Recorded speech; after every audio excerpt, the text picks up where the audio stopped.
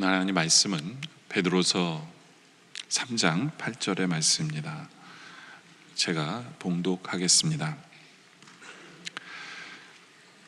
사랑하는 자들아, 주께는 하루가 천년 같고 천년이 하루 같다라는 이 한 가지를 잊지 말라. 아멘. 베드로서 3장은요 주님의 재림에 대한 말씀입니다. 저는 처음 오늘 이 본문을 대하면서 솔직히 그런 생각을 좀 했어요. 아니, 또 재림에 대한 설교야? 2주 전에 재림에 대한 설교 제가 했잖아요. 한 달에 2번은 너무 많은 거 아닌가? 라는 생각을 해보았습니다. 근데 이제 우리 교회가, 제 설교가 유년주일학교 설교 본문을 따라가다 보니까 그 본문이 그래요. 그러니까 우리 아이들은 재림에 대해서 확실히 배우는 것 같은데 여러분들 솔직히 그런 생각 들지 않으세요? 재림에 대한 설교를 한 달에 2번 듣는다는 게 어떨지 모르는데, 근데 하여튼 제가 이 설교를 준비하면서 이 재림에 대한 본문을 묵상하면서 갑자기 그런 생각이 들더라고요. 오실 주님에 대한 설교도 중요하지만 현재 지금 그 주님을 맞이하기 위해서 현재 나는 어떻게 살고 있느냐에 대한 말씀이 베드로후서의 말씀이구나 라는 것을 생각하게 하셨어요. 그러다 보니까 오늘 읽은 이 베드로후서 3장 8절도 예전에 한 번도 생각되지 않은 게 이 말씀이 와 닿았습니다. 사랑하는 자들아, 주께는 하루가 천년 같고 천년이 하루 같다. 이 한 가지를 잊지 말아라 라고 얘기하는데, 옛날에는 항상 많은 분들이 이 구절을 설명할 때 하나님이 그 하루를 천년같이 보시기 때문에 시간이 굉장히 긴 거다, 그러니까 우리가 생각하는 하루와 다르다, 뭐 이렇게 시간적인 개념으로만 얘기를 했어요. 그래서 이 하루가 천년 같아서 우리 주님이 이 세상을 만드실 때 6일 만에 만드셨잖아요. 그리고 7일째는 쉬셨잖아요. 그거를 하루로 천년을 계산해서 이 세상의 역사를 6,000년으로 보는 사람도 있었어요. 그러니까 구약의 4,000년, 신약에서 2,000년. 그래서 주님이 언제 오시느냐? 바로 2,000년 끝났을 때, 이제 7일째 접어들었을 때 주님 오실 거다 해가지고 난리도 아니었죠. 그렇죠?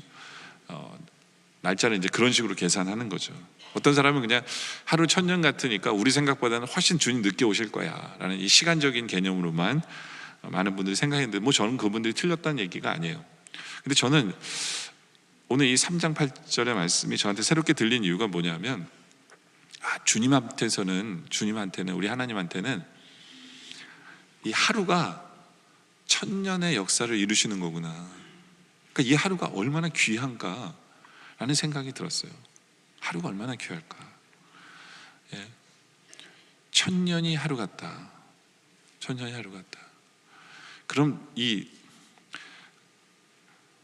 하루는 천년을 향해 나가는 거잖아요. 그러니까 이 하루가 천년의 역사를 이루는 거예요. 그러니까 또 반대로 이 하루의 무게는 천년이다 라고 생각해 보니까 이 하루하루가 얼마나 중요한가를 우리에게 알려주시는 말씀이 또한 이 부분이구나. 천년 뒤에 이루어질 것이 중요한 게 아니라 지금 하는 일이 천년의 준비가 될 수 있기 때문에 지금이 얼마나 중요한 것인가 라는 생각을 하게 되어집니다. 요즘 드라마에서 보면 그 직장 상사들 얘기 나오면 꼭 이런 얘기 나오더라고요. 처음에 취직할 때 저 열심히 하겠습니다 그러면 꼭 직장 상사가 그렇게 얘기하더라고요. 열심히 하지 말고 잘하라고, 그런 얘기를 하더라고요. 우리가 하루하루를 어떻게 사는 것이 잘 사는 걸까요? 우리가 아까 이렇게 인사했죠. 하루하루 잘 사시기 바랍니다. 왜냐면 이 하루가 너무너무 중요한 시간이거든요. 얼마나 귀중한 시간인지 몰라요. 매 순간 우리가 맞이하는 그 하루가 정말 귀한 시간이에요. 우리는 어떻게 살아야 될까? 어떻게 살아야 될까? 그 소설가 해밍웨이는 그 누구를 위하여 종을 울리나를 쓴 소설가는 그런 얘기를 해요. 현재가 영원이다 라는 이야기를 하면서 그 현재, 지금 하루가 얼마나 중요한지 몰라요. 어떤 95세의 노인의 일기에 보면 이분이 이렇게 썼어요. 나는 젊었을 때 정말 열심히 일했습니다. 그 결과 나는 실력을 인정받았고 존경을 받았습니다. 그 덕에 65세 때 저는 당당하게 은퇴를 할 수 있었습니다. 그런 내가 30년 후인 95살 생일 때 얼마나 많은 후회의 눈물을 흘렸는지 모릅니다. 내 65년의 생애는 자랑스럽고 떳떳했지만 이후 30년의 삶은 부끄러웠고 후회되고 비통한 삶이었습니다. 나는 퇴직 후에 이제 다 살았다, 남은 인생은 그냥 덤이다라는 생각으로 그저 고통 없이 죽기만 바라며 기다리며 덧없이 희망 없이 살았습니다. 그런 삶을 무려 30년이나 살았습니다. 30년의 시간은 지금 내 나이 95세로 보면 3분의 1에 해당하는 시간이었습니다. 만일 내가 퇴직할 때 앞으로 30년을 더 살 수 있다고 생각했다면 난 정말 그렇게는 살지 않았을 것입니다. 그때 나는 내 스스로가 늙었다고 생각하고 뭔가를 이루기에는, 시작하기에는 늦었다고 생각했고, 바로 그렇게 생각했던 내가 얼마나 큰 잘못이었는가를 이제 깨닫습니다. 나는 지금 95살이지만 정신이 또렷합니다. 앞으로 10년, 20년을 더 살지도 모릅니다. 이제 나는 내가 하고 싶었던 어학 공부를 이제 시작하려고 합니다. 그 이유는 단 한 가지, 10년 후 맞이하게 될 105번째 생일날 95살 때 왜 나는 아무것도 시작하지 않았는지 후회하지 않으며 살기 위해서입니다. 요즘 우리가 100세 시대를 사는데요, 그렇죠? 여러분들, 우리 인생은 하루하루가 안 귀한 날이 없어요. 이분은 105세를 위해서 지금 하루하루를 뭔가를 배우고 시작하며 살겠다고 얘기하잖아요. 근데 우리 인생은 더 귀한 게 뭐냐면 우리는 영원을 위해서 지금 하루를 살아야 되거든요. 지금 우리가 하루에 뭘 하느냐에 따라서 영혼의 상급이 바뀌어요. 영혼의 상급이 결정되는 거예요. 우리의 나이가 몇이든지 간에 우리에게 주어진 그 하루하루는 얼마나 귀한지 몰라요. 얼마나 귀한지 몰라요. 그때 우리는 하루하루를 정말 귀하게 여기며 주님 오시는 그날까지 매 순간 맞이하는 이 하루하루에 우리는 잘 살아야 되는 거죠. 그럼 어떻게 사는 게 우리는 잘 사는 것일까요? 첫째, 참으며 잘 인내하며 살아야 된다라는 거죠. 우리 하나님께서는 예수님을 보내시고 예수님께서 하늘로 올라가시면서 내가 똑같이 이 땅에 다시 재림하시겠다고 얘기하셨는데 2000년이 지났는데도 아직 안 오셨어요. 이거 자체는 우리에게 인내를 가르치시는 거예요. 참고 기다릴 줄 알아야 된다라는 것을 가르치는 것이다 라는 거예요. 여러분들, 솔직히 우리 주님은 빨리 오고 싶으지 않으실까요? 여러분들보다 우리 주님이 빨리 오고 싶어 하세요.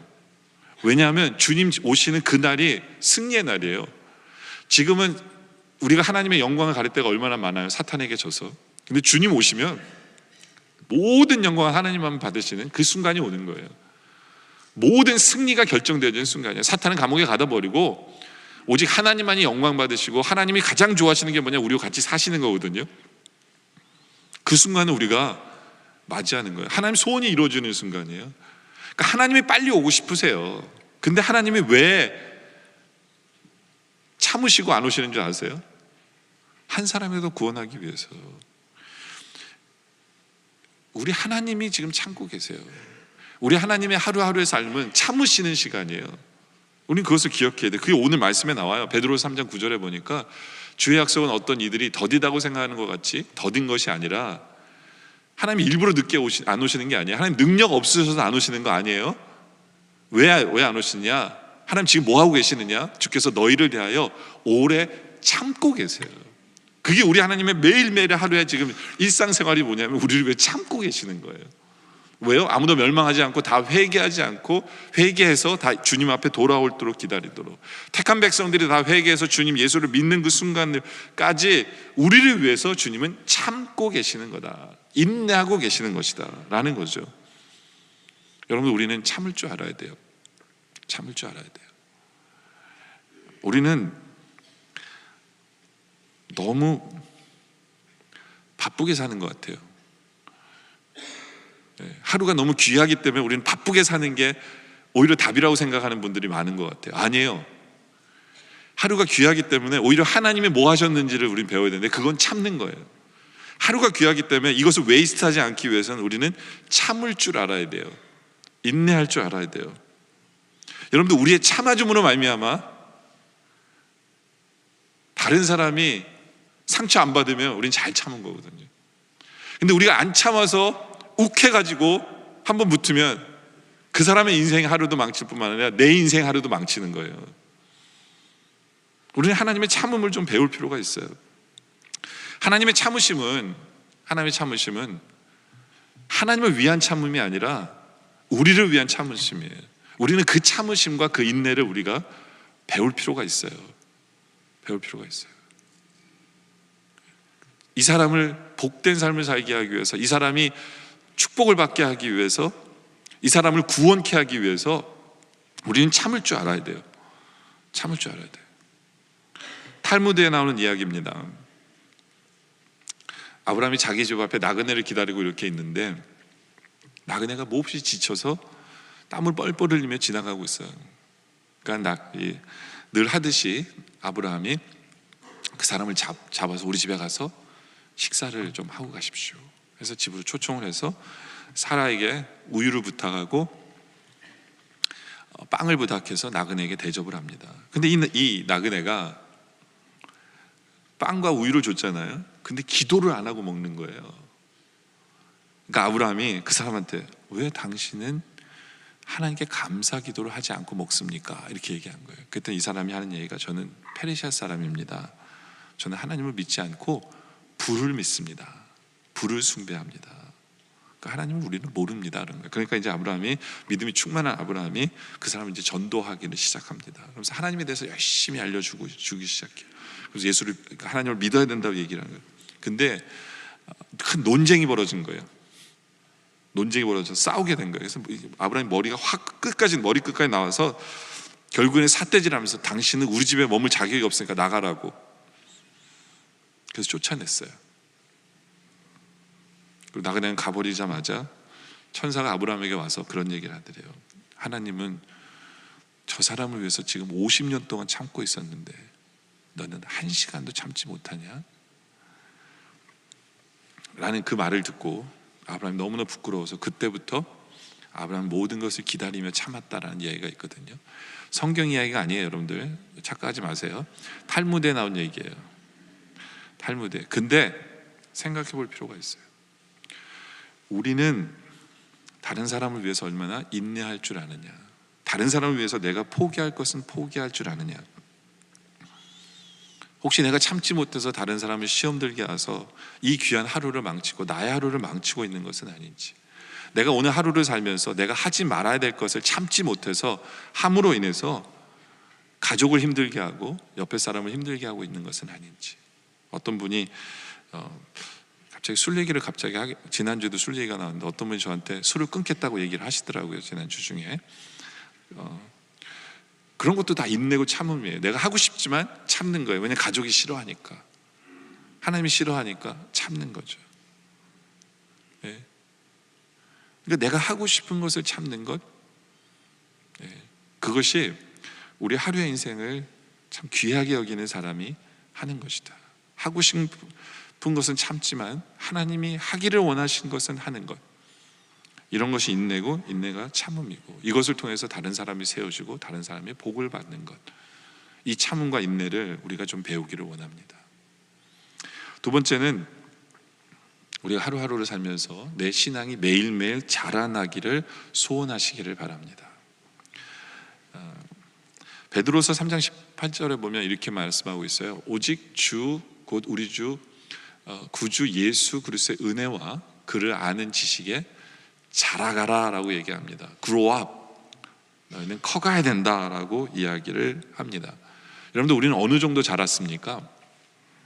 보통 우리는 우리 세대를 이렇게 구분하죠. 10대, 20대, 30대, 40대, 50대, 60대, 70대라는 말을 써요. 근데 그거 싫어하는 분들은 요즘에는 뭐 3학년 1반, 뭐 5학년 2반 뭐 이렇게들 표현을 하죠. 저는 이제 5학년 3반인데요. 또 어떤 사람들은 청년, 장년, 중년, 노년 뭐 이렇게 나누죠. 그럼 저는 이제 중년과 노년 사이니까 어떤 사람이 저한테 그러더라고요. 이제는 목사님 중늙은입니다 이렇게 얘기를 하시더라고요. 근데 요즘은 인생이 60부터라는 말이 있는데 저는 아직도 젊다고 생각하거든요. 저는 아직도 젊다고 생각을, 제 착각인지 모르지만.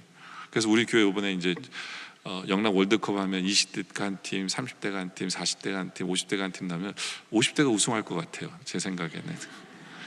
착각은 자유 아니겠어요? 아직도 젊다고 생각해요. 저는 진짜로. 네. 근데 이 나이가 중요한 게 아니라 정말 중요한 건 뭐냐면 우리의 영적인 나이가 어떠냐가 전 더 중요하다고 생각해요. 영적으로 얼마나 잘하는가. 저는 모태신앙이에요. 그 교회를 53년 다녔어요. 엄밀히 말하면 교회 54년 다녔어요. 왜냐하면 엄마 뱃속 10개월까지 합치면 전 교회 54년 다녔어요. 근데 그게 제 영적 나이냐? 절대로 아니죠. 그래서 영적 나이라는 건 뭐냐면 내가 얼마나 신앙적으로 바로 서 있느냐. 근데 제가 목사지만 저는 아직도 잘해야 될 부분이 참 많은 것을 보게 돼요. 제가 지난주 설교할 때 재미에 대해서 얘기했었어요. 여러분들 기억하실지 모르지만 그 재미는 좀 더 심하게 얘기하면 쾌락인데, 아직도 저는 재밌게 살고 싶은 그런 마음이 강한 것 같아요. 그러니까 아직도 변화될 게 많은 목사죠. 그렇죠? 예. 여러분들 이 참 나이는 많이 먹었지만 우리가 영적으로 어른이 된 분들은 참 많지 않은 것 같아요. 슬프게도 많은 크리스천은 나이는 들었지만 성장하지 않고 있어요. 근데 더 큰 문제는 뭐냐면 성장하려고 안 해. 그냥 매번 기저귀 차고 젖병 빠는 어린아이처럼 살려고 하는 분들이 너무 많은 것 같아요. 자라나야 되거든요. 자라나야 되거든요. 우리가 오늘 이 말씀을 대하면서 나는 매일매일 조금이라도 자라나야 돼라는 이 소원이 우리 안에 있기를 원합니다. 가만히 있기는 너무 귀한 하루예요. 가만히 있기 너무 귀한 하루죠. 그렇죠? 오늘 말씀을 보면 자라나기 위해서는 두 가지가 필요하거든요. 18절에 보면 오직 우리 주 구주 예수 그리스도의 은혜가 필요해요. 첫째는 주님의 은혜가 필요해요. 우리가 자라려면. 그거는 이제 나중에 세 번째 포인트 할 때 제가 설명을 할게요. 근데 지금은 두 번째 포인트는 뭐냐면 또 다른 우리가 자라나기 위해서 필요한 건 그를 아는 지식, 예수 그리스도를 아는 지식이 자라나야 돼. 그래야 우리가 자라나거든요. 성장을 하거든요. 예. 근데 주님을 아는 지식은 어떻게 자라나느냐? 우리 삶을 통해서 주님을 체험할 때 우리가 자라나요. 그러니까 은혜를 체험할 때 그 은혜가 나에게 지식이 되고 나의 살과 피가 돼서 내 신앙이 자라나는 거고, 또 다른 건 하나는 뭐냐면 성경 말씀을 통해서, 공부를 통해서 자라나요. 그래서 에베소서 18절에 보면 이런 말씀이 있어요. 능히 모든 성과 함께 지식에 넘치는 그리스도의 사랑을 받고 사랑을 알아라. 사랑은 지식에 넘친다라고 얘기를 해요. 그게 뭐냐면 주님의 사랑을 내가 받아서 내 지식이 돼야 돼요. 내 것이 돼야 되는 거죠. 삶을 통해서 얻어진 것이 내 지식이 되는 거예요. 그래서 19절에 그 넓이와 깊이와 높이와 길이와 높이와 깊이가 어떠함을 깨달아 하나님 모든 충만하신 것으로 너에게 충만하게 하시기를 구하노라. 하나님의 사랑을 체험하는데 얼마나 깊은지, 얼마나 높은지, 얼마나 긴지, 이걸 다 우리로 체험해서 그것이 나의 지식이 될 때 우리의 신앙은 자라날 수 있게 되어진다라는 거죠. 이건 삶을 통해서고, 또 다른 거는 이제는 말씀을 통해서, 성경 공부를 통해서 우리가 배우게 된 것을 우리 삶 속에 접하게 되잖아요. 이걸 배웠는데 주님이 하시네. 이게 우리의 지식이 되는 거죠. 그래서 말씀을 배우는 것, 성경 공부하는 것도 정말 중요합니다. 엄청나게 중요한 부분이에요. 저는 솔직히 공부를 싫어합니다. 공부를 싫어해요. 우리 와이프가 자꾸 그러거든요. 왜 더 디민 안 하냐고, 공부 안 하냐고. 예? 저 공부 싫어해요. 그래서 뭐 더 이상 공부하고 싶어 하지 않아요. 그래서 여러분들이 성경 공부 싫어하는 거 저 다 이해합니다. 공부자만 들으면 치가 떨리죠. 배우고 싶지 않죠. 그렇죠? 충분히 이해돼요. 충분히 이해돼요. 근데 세상의 공부와 하나님의 말씀 공부는 틀린 점이 하나가 있어요. 다른 게 하나가 있어요. 재미있어야 될 이유가 하나 있어요. 왜냐면 세상의 공부는요, 그냥 여러분들이 축 짜고 파고들 만큼 여러분들 실력이 늘어나요. 그렇죠? 근데 성경 공부나 신앙 공부나 말씀 공부는 우리가 좀만 하면 하나님이 도와주세요. 하나님이 주세요. 그러니까 거기에 플러스 알파가 있어요. 이게 재밌는 거예요. 이게 재밌는 거예요. 저는 학교 가서 공부는 재미없는데 설교는 좋아해요. 설교를 위해서 책을 읽는 건 좋아해요. 왜냐하면 저는 요만큼 준비하는데 하나님이 저한테 도와주시는 부분을 많이 체험하니까 여기에 기쁨이 있고 여기에 그런 게 있어요. 많은 부분을 저는 이렇게 막 닭살이 돋아요. 설교 준비하면서. 지지난주 수요 예배 설교 준비하면서도 저 혼자 깨달아서 막 흥분했고, 지난주 수요 예배 설교 준비하면서도 저 혼자 막 익사이팅했고, 요번 주 설교도 저 혼자 익사이팅했어요. 주님 오시는 날 재림은 날짜 얘기만 해야 되고, 재림의 징조를 얘기해야 되고 뭐 이런 것만 생각했다가 그게 아니야라고 주님이 방향을 틀어주시는 것 같아서 하루하루가 중요한 거야. 재림을 준비하는 것은. 그래서 이렇게 포커스되게 설교를 하게 해주시는 거는 저는 굉장히 이상했거든요. 그렇게 생각 안 했는데 바꿔주시니까. 그런 부분이 참 많아요. 이 무슨 얘기냐면요, 여러분, 우리가 신앙을 자라나기만 소원한다면, 그리고 우리가 해야 될 뿐만 좀 하면 주님이 책임져 주세요. 주님의 역사를 체험할 수 있기 때문에 이게 익사이팅한 거예요. 되게 익사이팅한 거거든요. 빌립보서 2장 12절에도 보면 같은 맥락으로 이야기를 하고 있어요. 그러면 나의 사랑하는 자들아, 너희가 나 있을 뿐만 아니라 더욱 지금 나 없을 때에도 항상 복종하고 두렵고 떨림으로 너희 구원을 이루래요. 그러니까 이게 여기서 이루라는 건 뭐냐면 이건 네 책임이야. 네가 해야 돼라는 거예요. 근데 신앙은 우리가 하는 것만으로 끝나는 게 아니에요. 정말 다행이죠. 13절에 뭐냐면 너희 안에서 행하시는 이가 하나님이 계신 거예요. 우리는 요만큼 하는데 내 안에서 주님이 행하세요. 주님이. 그래서 자기의 기쁘신 뜻을 위하여 너희에게 소원을 두고 하나님이 행하시니까 여기에 플러스 알파는 엄청난 거고, 여기에 기쁨이 있고 여기에 익사이먼트가 있는 거예요. 이것을 체험하기 위해서는 우리는 자라나기를 소원하고, 우리는 말씀을 배우고 주님 앞에 나아가야 돼요. 사도 바울은 고린도서에서도 똑같은 맥락으로 이야기하죠. 고린도서 3장 6절에 보면 이렇게 얘기합니다. 고린도서 3장 6절에 보면요, 나는 심었고 아볼로는 물을 줬어요. 근데 오직 하나님께서는 자라나게 하시는 거예요. 그러니까 우리 할 일은 뭐예요? 농사 지으면 심고 물 주는 것밖에 없어요. 근데 진짜로 자라나게 하는 건 하나님밖에 없어요. 그래서 7절에 그런즉 심는 이나 물 주는 이는 아무것도 아니에요. 진짜 중요한 것은 오직 자라게 하시는 하나님뿐이기 때문에 여기에 익사이먼이 있는 거예요. 여기에 흥분되는 게 있는 거예요. 근데 중요한 것은 빼놓지 말아야 될 건 우리는 물을 주고 심어야 되는 거죠. 우리의 해야 될 것은 하는 거예요. 해야 될 것은 하는 거예요. 좀 지겹고 따분할지 모르지만 꼭 해야 될 것은 해야 돼요. 그러니까 여러분들이 자라나길 원하세요? 그러면 주일날 되면 예배 나오셔야 돼요. 싫으나 좋으나 예배 드리셔야 돼요. 예배 끝나면 순모하고 가셔야 돼요. 오늘 에어컨 안 나와서 잘 됐다 그러고 땡땡이 치시려고 생각하시는 분들 있을지도 모르지만 다 필요한 거예요. 주중에 성경 공부하는 것, 왜? 개인적으로 날마다 매일매일 성경 읽는 것, 매일매일 기도하는 것, 묵상하는 것. 여러분들 성경을 읽을 때 꼭 이렇게 기도하세요. 주님, 제가 성경을 읽습니다. 깨달을 수 있도록 성령님께서 역사해 주세요 라고 기도하셔야 돼요. 여러분도 혼자 안 돼요. 주님, 깨닫게 해주세요. 주님, 성령님이 나에게 가르쳐 주세요. 이게 꼭 필요한 거예요. 저도 설교 준비할 때 항상 해요. 항상. 제가 준비할 수가 없는 거니까 주님 도와주세요. 그럴 때 성령님께서 그 루틴 속에서 역사하시는 거예요. 그 루틴 속에서. 그 에베소 4장 15절에 보면 이런 말씀이 있어요. 오직 사랑 안에서 참된 것을 하여 범사에 그하게까지 자라라. 여기서 범사라는 게 뭐냐면 모든 일에 자라야 된다는 거예요. 모든 일에. 그러니까 모든 일이라는 건 뭐냐면 여러분의 지성이 자라야 되고, 감정이 자라야 되고, 의지, 언행, 성격, 개성 모두가 다 자라나야 돼요. 옛날 못된 성격 그대로면 안 돼요. 욱하는 성격 그대로면 안 되고 계속해서 범사에 다 변화돼야 되고 자라나야 돼요. 그리고 전 생활 영역에 있어서 다 변해야 돼요. 직장에서만 잘하는 게 아니에요. 남들 앞에서 잘하는 게 아니에요. 이제는 가족에게도 잘해야 돼요. 이제는 아내에게도 잘해야 돼요. 가정에서, 사생활에서, 공생활에서, 또 세상에서도 다 변화돼서 이게 범사예요.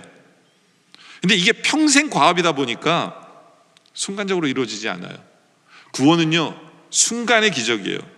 여러분이 구원 얻는 건 순간에 예수 믿어서 성령께서 믿게 하심으로 이루어지는 순간의 기적이에요. 그러나 성화는, 그리고 성장은요, 평생의 수고예요. 그것을 기억해야 돼요. 평생의 수고예요.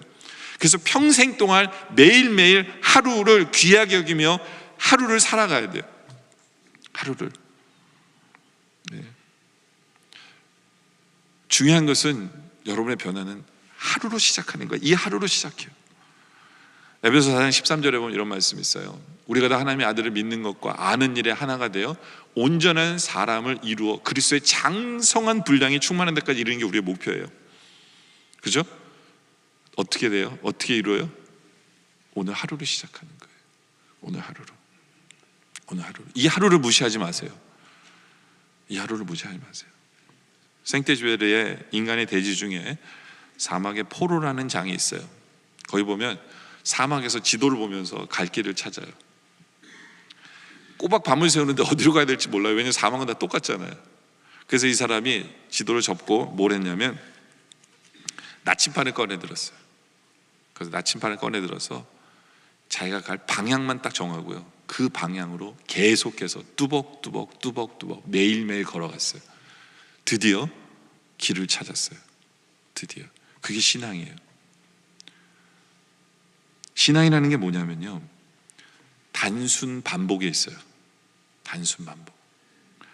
주님 원하시는 그 방향으로 우리는 매일매일 그 길을 향해서 걸어가야 돼요. 우리가 해야 될 일을 하면서, 예배 드릴 때 예배 드리고, 기도하고, 말씀 보며 묵상하고, 성경 공부 참석하고, 배울 거 배우고, 단순 반복에 있어요. 매일매일 우리가 그렇게 살아가면 우리는 성장할 수밖에 없어요. 자라날 수밖에 없어요. 주님이 도와주실 것이기 때문에.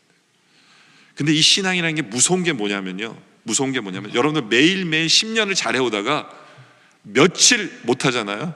그럼 여지없이 무너져요. 그래서 그 하루가 얼마나 귀한지 몰라요. 하루하루 귀하게 여겨야 돼요. 오늘 내가 하루 넘어지면 며칠을 넘어지는지 몰라요. 몇 년을 넘어질지 모른다는 그 생각을 하셔야 돼요. 한순간이에요. 어느 하루에 넘어지는 그 하루가 나의 자라남을 막아요. 그것을 기억해야 돼요. 우리는 매일매일, 어쩔 때는 지겨울지도 모르고, 어쩔 때는 내가 매일 똑같은 거 하는데 이게 뭐가 중요한지도 모를지 모르지만 반복, 무한 반복, 그렇게 주님 오시는 그날까지 우리는 해야 될 일을 하며 나아갈 때 우리는 자라날 수 있어요. 그것을 기억하시기 바랍니다. 세 번째는 우리는 은혜 속에 살아야 돼요. 은혜 속에 살아야 돼요. 아까 말씀 18절에 다시 한 번 더 보면, 오직 우리 주 그리스도, 구주 예수 그리스도의 은혜와, 그렇죠? 이 은혜 안에서 자라야 돼요. 은혜 안에서 자라야 돼요. 근데 여러분들 얼마나 감사한지 몰라요. 그게 뭐냐면 우리는 무한 반복 속에 참 재미없는 인생을 살 수밖에 없어요. 그게 주님 원하시는 거니까. 근데 우리는 재미없는 그 무한 반복을 하고 있는 그 사이사이에 주님이 뭘 주시는 거냐면 은혜를 주시는 거예요. 은혜를. 이게 감사한 거예요. 은혜를. 그러니까 억지로 하지 마시고 은혜를 좀 사모하세요. 말씀을 읽으면서도 기도하면서 은혜를 좀 사모하세요. 이 은혜가 우리 기독교에 얼마나 중요한 본질의 메시지인지 몰라요. 영국에 종교학회가 있었어요. 세상의 모든 종교학자들이 모였는데 기독교한테 질문을 했어요. 기독교의 본질이 뭐냐? 한 가지 특징을 얘기해봐라 그랬더니 어떤 목사님이 그런 얘기를 해요. 우리 기독교의 특징은 바로 성육신에 있다. 하나님이 인간이 되셨다. 그랬더니 다른 종교 사람이 우리도 그런 얘기 있어요. 그런 거예요. 우리도 그런 얘기 있다고. 그랬더니 어떤 목사님이 우리 기독교는 부활의 메시지가 있다. 그랬더니 우리도 죽었다 살아나는 얘기 있는데요. 그랬을 때 캠브리지와 옥스포드의 그 평신호 신학자고 문학자였던 C.S. 루이스 교수가 일어나서 뭐라고 얘기했냐면, 기독교 독특성은 의외로 쉽습니다. 우리는 은혜에 있습니다 라고 얘기한 거예요. 은혜. 그때 사람들이 다 동의했어요. 그게 뭐냐면 은혜라는 건 은혜를 받을 자격이 없는 사람에게 주어지는 게 은혜거든요. 유일하게 기독교만이 죄인을 구원해 주시는 거예요. 구원받을 자격 없는 사람을 주님이 그 값을 다 치러 주셔서 구원해 주신 그 은혜예요. 다른 종교들은 다 그 사람이 퀄리파이가 돼야 돼요. 법을 지키든지 종교에 뭐를 행해서 구원받을 자격이 주어지는 것이 다른 모든 종교의 자격이에요. 그러니까 그들에게는 진정한 은혜가 없어요. 오직 기독교만이, 우리만이 그레이스, 은혜 속에 사는 거예요. 은혜 속에. 그래서 에베소 2장 8절에 보면 이것을 말씀하죠. 너희는 그 은혜에 의해서 믿음으로 말미암아 구원을 얻었어요. 우리 생각에는 내가 믿었기 때문에 구원 얻었는데 무슨 은혜야. 그 믿음조차도 주님의 은혜예요. 믿음을 주셨기 때문에. 그래서 이것은 너에게 난 것이 아니요 하나님의 선물을 받은 거죠. 우리가 구원받을 수 있는 이 은혜는, 이 자격은 하나님 주신 은혜예요. 행위된 것이 아니에요. 죄인 되었을 때 날 찾아주시고, 죄인 되었을 때 날 사랑해 주시고, 날 택하셔서 예수 믿게 하셔서 구원 얻게 하신 이 은혜.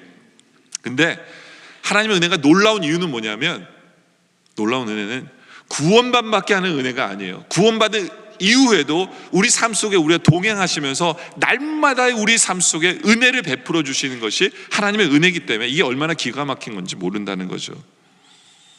그렇죠? 여러분들 지금도 영국에 가면 교회들이 많이 줄었어요. 그러다 보니까 시골 교회들은 그 마을에 교회가 몇 개 있잖아요. 그럼 여름이 되면 휴가 떠나면 교인들이 더 줄어요. 그래서 영국 교회들은 좀 구라파 교회들은 그런데요. 목사님들이 휴가 갈 때 이렇게 스케줄을 짠대요. 그 동네 목사님들이. 그래서 당신 교회는 열어야 된다고 우리 휴가 갈 때.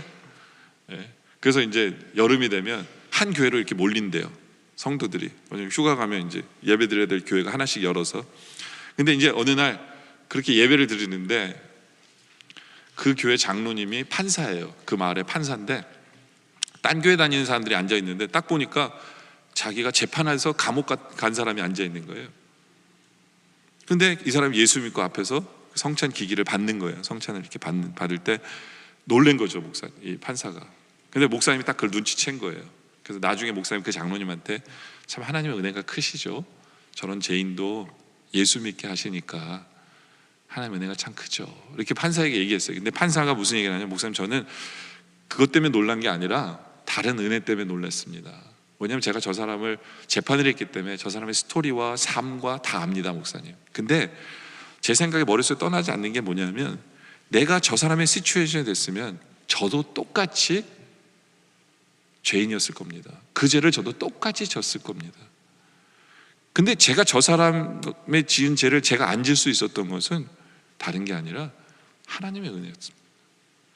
나도 누구랑 똑같이 똑같은 죄를 지을 수 있는데 하나님이 저를 그 상황으로 몰고 가지 않으셔서 저를 지켜주셔서 제가 죄를 안 진 거지, 저 사람보다 제가 낫기 때문에 죄를 안 진 게 아니라 모든 것이 하나님의 은혜인 것을 그 사람을 통해서 다시 한 번 더 깨닫게 해주셔서 감사했습니다. 여러분들, 우리도 마찬가지예요. 우리가 남들보다 잘나서 죄 안 짓는 거 아니에요. 남들보다 잘나서 이 자리에 앉아 있는 거 아니에요. 모든 것은 하나님의 은혜죠. 은혜죠. 그래서 사도 바울이 자기 인생을 돌아보면서 그 한마디 하잖아요. 고린도서 15장 10절에 그러나 나의 나된 것은 하나님의 은혜로 된 것이다 라는 거예요. 근데 사도 바울은 우리랑 좀 다른 게 뭐냐면, 은혜를 알았어요. 근데 그걸로 끝난 게 아니라 내게 주신 은혜가 헛되지 아니하려고 이제 살아가는 거예요. 그래서 모든 사보다 더 수고하는 거죠. 은혜 때문에. 은혜 때문에. 우리에게 이런 결단이 있길 원해요. 은혜 때문에, 날마다 베풀어 주신 은혜 때문에, 그래 내가 이렇게 그냥 아무것도 안 하고 살 수는 없지. 주님, 내가 뭐 할까요? 뭐 할까요? 이러한 결단이 우리에게 필요해요. 우리가 은혜를 체험하는 순간 열매 맺는 찬스거든요. 열매 맺을 찬스예요. 사도 바울 그것도 골로새서 1장 6절에 이런 얘기를 해요. 이 복음이 이미 너에게 이르매 너희가 듣고 참으로 하나님의 은혜를 깨달은 날부터 너희 중에서와 같이 또한 온 천하에서도 열매를 맺어 자라는구나. 이게 무슨 얘기냐면, 은혜를 받는 순간 열매 맺을 자격이 주어지는 거예요. 열매 맺는 게 시작되어지는 거예요. 하나님, 우리가 은혜를 베푸실 때 하나님, 내가 어떤 열매를 맺기를 원하십니까? 이 질문이 있어야 되고, 그 열매를 맺고 있는 삶을 살아가는 것이 은혜 받은 성도다라는 거예요. 어떤 목사님이 그런 얘기를 해요. 은혜 받을 마음이 세 가지가 있대요. 은혜 받는 마음은 세 가지가 있는데, 첫째는 감사하는 마음이래요. 하나님이 이미 베풀어 주신 것을 감사로 보면 그게 은혜예요. 그리고 또 하나는 의지하는 마음이에요. 지금 내가 하나님께 기도하고 하나님 붙들고 그거 자체가 모든 것을 은혜로 해석하는 마음이다라는 거죠. 왜냐하면 지금 하나님께서 나에게 행하고 계신 것을 볼 수 있으니까, 하나님을 볼 수 있으니까. 그러니까 기도하는 사람은 은혜를 받을 수밖에 없어요. 하나님이 당연히 이루시는데 왜 기도해야 되는 줄 아세요? 기도한 사람만이 하나님이 하신 걸 보게 되니까. 기도 안 하는 사람은 하나님이 베푼 은혜를 못 봐요. 근데 지금 현재 내가 닥친 문제 앞에서 기도하는 성도만이 하나님을 의지하게 되고 하나님이 하신 일을 보게 돼요. 은혜를 보게 되기 때문에, 그 다음에 은혜 받는 성도는 하나님이 하실 역사를 기대하면 바로 은혜 속에 들어가요. 이 세 가지예요. 근데 이거를 한마디로 말하면, 과거에 행하신 일 앞에 감사, 현재의 문제 앞에서 주님을 의지하는 사람은 은혜를 받고요, 미래에 행하실 일을 기대하는 사람은 은혜를 받아요. 여러분, 우리가 잘 알고 있는 Amazing Grace 있죠. 나 같은 죄인 살리신, 이 찬송만 보더라도 그 안에 다 들어있어요. 나 같은 죄인 살리신 그 은혜 고마워, 감사가 들어있죠. 근데 뭐예요? 과거에 하나님 일들을 바라보면서 감사하는, 그게 은혜가 되는 거예요. 또 2절에도 보면 이제껏 내가 산 것도 주님의 은혜요. 그렇죠? 지금 내가 살아있는 것, 그리고 내가 주님을 부를 수 있는 것, 현재, 그것도 은혜라는 거예요. 또 3절에 보면 또 장차 내가 본향에 나를 본향으로 인도해 주시리라는 미래, 기대죠. 네. 현재, 과거, 미래를 다 은혜로서 바라보는 거예요. 네. 그것이 우리의 모습이기를 원해요. 은혜밖에는 우리를 바꿀 수가 없어요. 은혜밖에는. 날마다 우리의 삶 속에 매일매일 은혜를 받기를 소원하고 은혜를 사모하는 사람, 은혜를 깨닫는 성도, 은혜 속에서 살아가는 성도, 그것이 이 귀한 하루하루를 은혜로 채워 넣어야 되잖아요. 딴 걸로 채우기보다는 은혜로 가득 채우는 우리들이 되시길 바랍니다. 예시 말씀에 결론을 내리죠. 여러분들은 저 천년을 바라보면서 오늘 하루를 어떻게 사실래요? 정말 나는 오늘 하루를 천년처럼 살았다라고 어떻게 사실 것입니까? 하나님께서 우리에게 맡기신 이 귀한 하루하루, 여러분들 할 게 정말 많으시겠지만 저는 우리 하나님의 마음을 갖기를 원해요. 그건 뭐냐면 참으시는 마음이에요. 좀 참아주세요. 가족들에게 열받지 마시고, 가족들과 싸우지도 마시고, 이웃에게 신경질 내게 하지 마시고, 오히려 그들에게 복된 삶을 주세요. 그들을 사랑해 주세요. 참아주세요. 그들을 구원하기 위해서 기도하세요. 그들이 주님께 복을 받는 것이 우리의 인생의 모습이에요. 이게 선교적 교인이에요. 그러려면 참아야 돼. 내 성질대로 살면 안 돼요. 아브라함처럼 성질대로 살아서는 안 돼요. 하나님이 참으시는 것처럼 우리도 참을 줄 알기를 원합니다. 또 우리가 매일매일 자라나기를 소원하세요. 내 신앙이 어제보다는 오늘이, 오늘보다는 내일이 자라나기를 소원하세요. 그래서 우리가 매일매일 지겹도록 하는 이 루틴을 그래도 해야 돼. 왜요? 주님이 도와주실 것을 믿기 때문에, 주님의 은혜를 그 사이에 넣어주실 것을 믿기 때문에 지금 하고 있는 일을 하찮게 여기지 마세요. 예배 드리는 게 얼마나 귀한지 몰라요. 말씀을 읽을 수 있는 게 얼마나 귀한지 모르고, 기도할 수 있는 게 얼마나 귀한지 몰라요.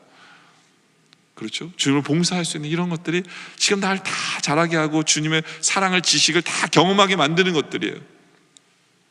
귀하게 여기세요. 자라나는 것을 소원하세요.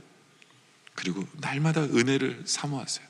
이 귀한 하루의 삶 속에 하나님의 얼마나 많은 은혜 속에 내가 살았는가를 돌아보세요. 은혜만큼 좋은 게 없어요. 저는 매일매일의 이 하루가 너무너무 귀하기 때문에 여러분, 날마다 삶 속에 은혜를 채움으로 말미암아 정말 나의 나 된 것은 하나님의 은혜 때문이라고 고백할 줄 아는 그런 우리 모두가 되어주시기를 주님의 이름으로 축원합니다. 기도드리겠습니다. 아버지 하나님, 너무나도 귀한 오늘 하루 주심에 감사하고 또 내일도 하루 주실 것을 바라보며 감사합니다. 주님 오실 그날까지 우리에게 매일매일 주어지는 이 하루가 저 천년을 준비하는 이 시간이 하루라는 것을 기억하시고, 영혼을 준비하는 그 시간이 바로 이 하루에 의해서 결정된다는 것을 우리가 기억하게 하여 주시옵소서. 이 하루 동안 주님 마음 닮은 마음으로 참을 줄 알게 하여 주시옵소서. 사람을 세우기 위해 참을 줄 알고 인내할 줄 아는 우리의 모습 되게 하여 주시옵소서. 날마다 그냥 그렇게 하루를 보내는 것이 아니라 자라나게 하여 주시옵소서. 영적으로 신앙적으로 자라나게 하여 주시옵소서. 그러기 위해서 매일매일 우리가 해야 될 루틴을 행하며 살게 하시고 그 루틴 속에서 역사하시는 주님을 체험케 하여 주시옵소서. 예배 드릴 때 예배 드리고, 말씀 보며 기도할 때 기도하고, 말씀 보며 봉사할 때 봉사하며 주님을 붙들며 날마다 그 루틴 속에서 역사하시는 주님을 체험케 하여 주셔서 자라나게 하여 주시고, 날마다 우리 삶 속에 은혜를 베푸신 주님을 우리가 과거에 대한 감사를 바라보며, 주님을 지금 현재 의지하며 주님을 바라보고, 주님 때문에 기대하며 미래를 바라보면서 우리 삶에 은혜로 가득 차게 하여 주시옵소서. 매일매일의 하루가 주의 은혜로 가득 참으로 말미암아 나의 나 된 것은 주님의 은혜 때문이라고 고백하는 우리의 삶이 되게 하여 주시옵소서. 내일도 하루를 허락하시고 오늘도 계속되어지는 하루에 감사드리며 예수님의 이름으로 기도드립니다.